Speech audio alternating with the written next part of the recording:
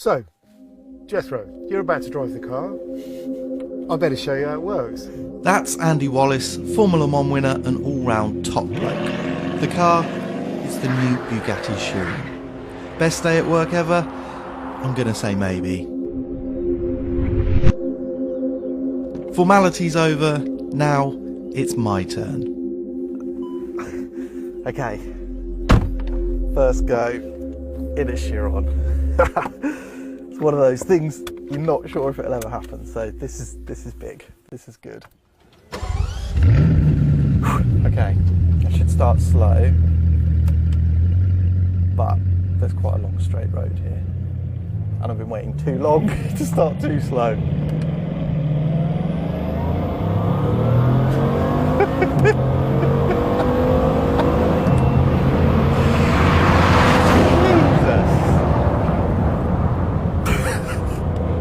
Wow. Jesus.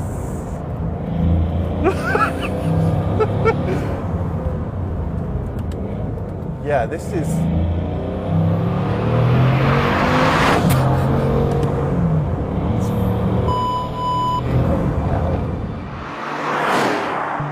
I wanted you to see those first moments because it shows a couple of things. Firstly, that the new Bugatti Chiron is so head-spinningly fast that it renders you pretty much dumbfounded. But also that from the very first moment you pin the throttle, you have complete confidence in this car's traction, its ability to transmit 1479 horsepower and 1180 foot-pounds with impunity. It's an early peek at this car's quite extraordinary abilities, so much so that just a couple of minutes later I can gather some calm, almost measured thoughts. I think it would take a hell of a long time just to get over the performance. But if I try and put my rational head on and think about other stuff, stand out is probably the steering. It's much more weight than a Veyron.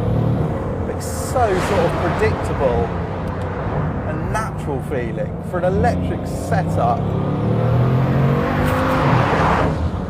It's really good, and the chassis's got so much more control than you'd expect given the weight. It just feels properly polished, and it might seem mad that I would jump in this and just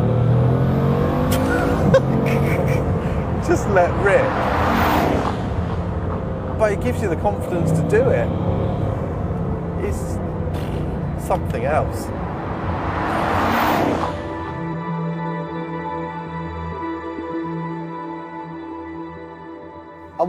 I don't know what to say. There's so much going on with this thing, but mostly it's that it isn't disparate parts, it's all together. So you expect to just be blown away by one thing, then maybe get diverted off by another, but it's like the whole thing is just as one. And I think that's bloody hard to do with a car with this much power and weight, to give it that level of, it just feels cohesive, and it feels like you could do anything with it.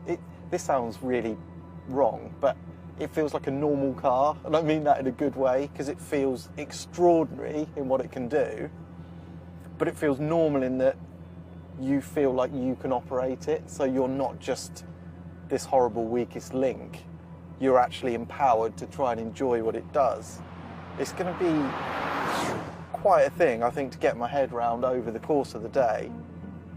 But yeah, just that sense that it's a car, but in a good way, so you can actually think about not just marvelling on what it can do, but actually exploiting it, which is mad. And I guess I didn't really expect that, but it's yeah, I need a few more miles to really break down what I think about it, but at this stage it's so impressive.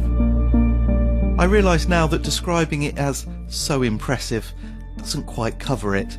This is a car that gives you all the tools to utilise its performance that is unprecedented in so many ways. Remember, this car's 8-litre W16 quad turbocharged engine produces 1500 PS or 1479 horsepower at 6,700 RPM and 1180 foot-pounds from 2 to 6,000 RPM. Key to that amazing accessibility is the two-stage turbocharging.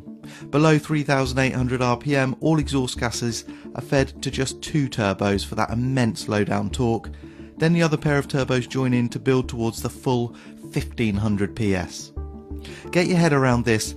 It does 0 to 62 in less than 2.5 seconds, 0 to 186 miles an hour in under 13.6, and it is electronically limited to 261 miles an hour. The Chiron drives through a 7-speed dual-clutch box of staggering speed and smoothness. Imagine the forces at work, and yet the shift has such effortless precision. Of course, the Chiron is 4-wheel drive, featuring an E-diff in the rear axle, which helped Bugatti create its stated aim, a rear-wheel drive feeling. Tyres are Michelin Pilot Sport Cup 2s. Covering the details of the Chiron here is impossible, but you need to know about the new carbon fibre monocoque with LMP1 levels of rigidity, the adoption of continuously variable dampers with ride height control, active aero and the incredibly effective air brake, and of course the various driving modes which are also new. There's comfort orientated EB mode, the stiffer, lower and more stable Autobahn or highway mode, and the ultimate handling mode, which dials the ESP right back to allow the driver to experience that rear driven balance to full effect. But most of all, you need to hear and see how this car covers the ground. If only the weather would play ball. So you wait for what feels like years to drive the Chiron, come to southern Europe, and it pours with rain. It feels like we're in Wales in February or something. I just looked in my mirrors and there's a gold Chiron behind us. I'm going to let it past, just to show I'm not lying. The day gets more surreal. Thankfully, the road does eventually dry out and I finally get a proper chance to see how I really feel about the Bugatti Chiron. Alright, so I've had some time to attempt to collect some thoughts about this car. It's really, really difficult.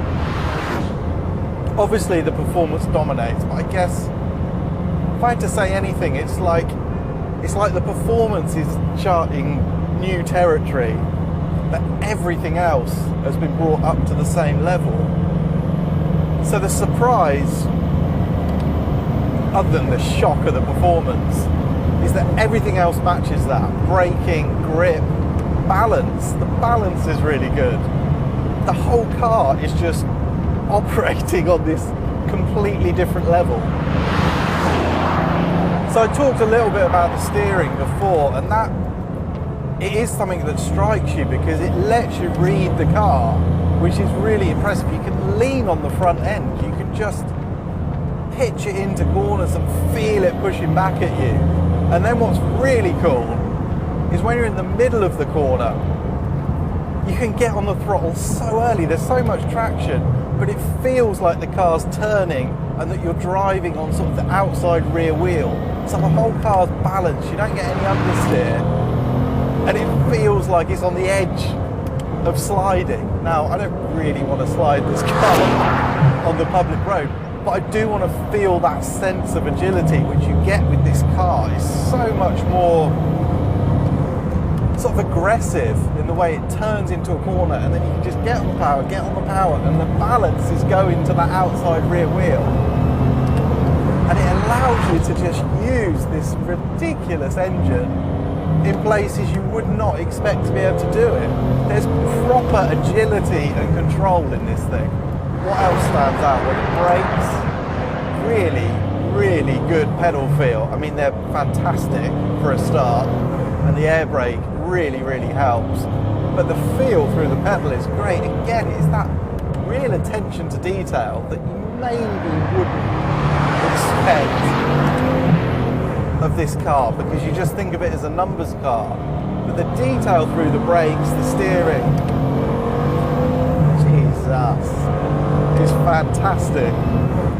And I think Seamless sounds really undramatic, doesn't it? But there's so much force going on in this car that it feels sort of magical, that it is so seamless, and you want to lean on it, you want to push it. The body control, the way it deals with everything in one absolutely assertive movement. So impressive. And it actually, when you combine the speed, the traction, the braking ability, the balance, it gives you this slightly ridiculous feeling of complete invincibility. And I think that's probably a slightly dangerous thing.